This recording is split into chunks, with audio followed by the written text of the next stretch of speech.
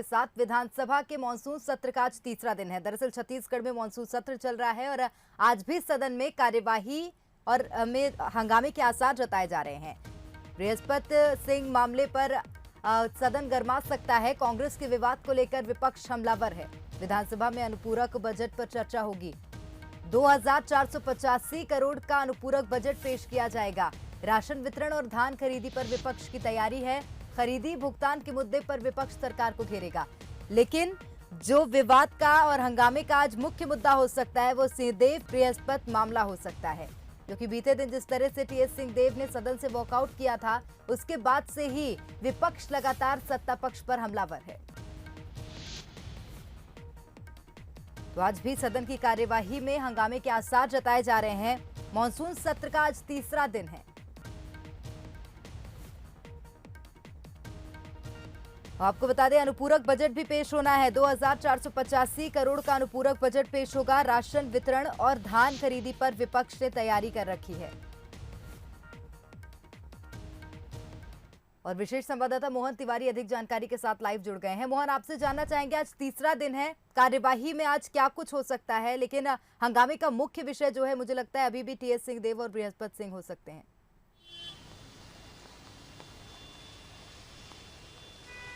बिल्कुल, देखिए सबकी निगाहें इसी बात पे है कि कल टीएस सिंहदेव ने जो स्टैंड लिया था उस पर सरकार आज क्या रुख दिखाती है।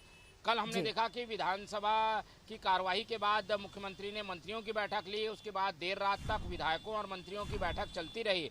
तो सरकार ने अब तय कर लिया होगा कि उसे किस स्टैंड के साथ सदन में जाना है, और ये काफ़ी कुछ निर्भर करेगा कि टीएस सिंहदेव आगे सदन में आएंगे कि नहीं आएंगे।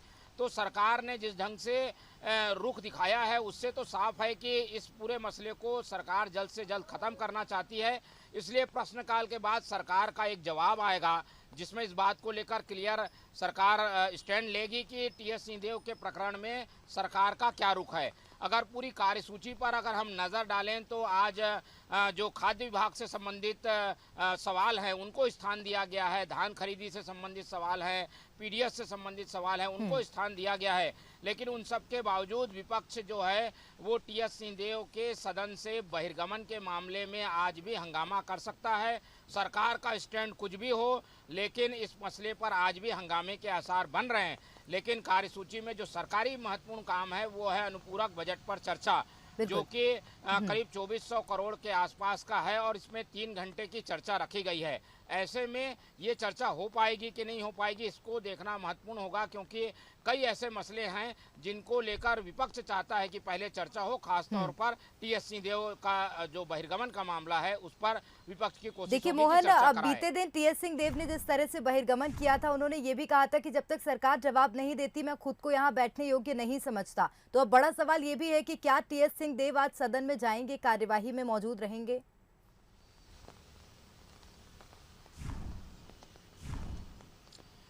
देखिए, कल ही टीएस सिंहदेव ने इस बारे में साफ कर दिया था कि वो अपने स्टैंड पर कायम है। हालांकि उनसे बातचीत कर ली गई थी, उनके साथ 2 घंटे मुख्यमंत्री की बैठक भी हो चुकी है। लेकिन अब सरकार के स्टैंड को जब तक सरकार विधानसभा में क्लियर नहीं करेगी तब तक टीएस सिंहदेव सदन में नहीं आएंगे।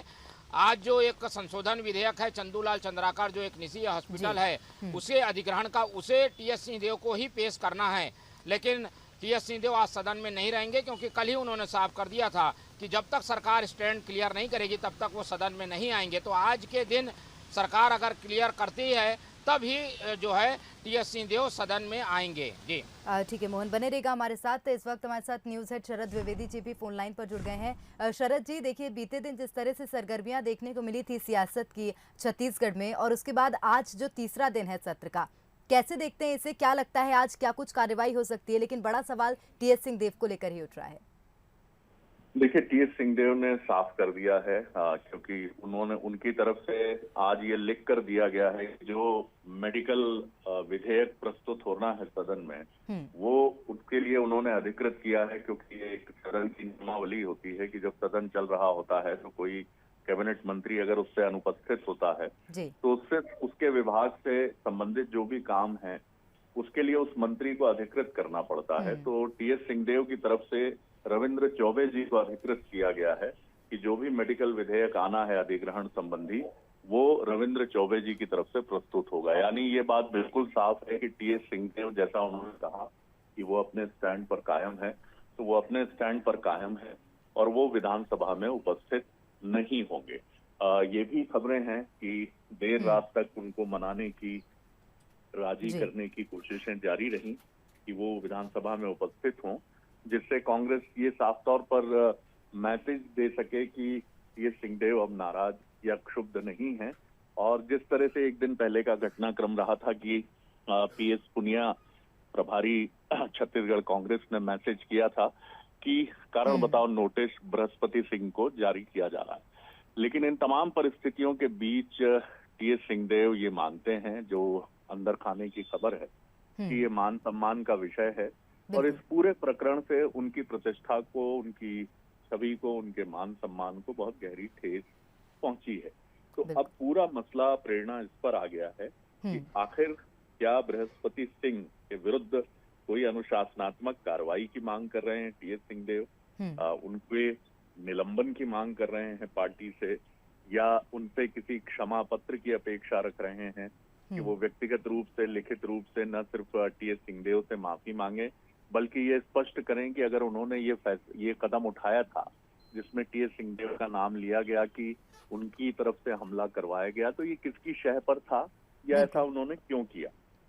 तो ये तमाम बिंदु हैं और जब तक ये सुलझेंगे नहीं तो ये मसला अभी, इस पर आप कह सकते हैं कि स्टेलमेट, गतिरोध कायम है और कांग्रेस अभी सांसद में ही है, उलझन में ही है कि कैसे इस मसले को सुलझाएं।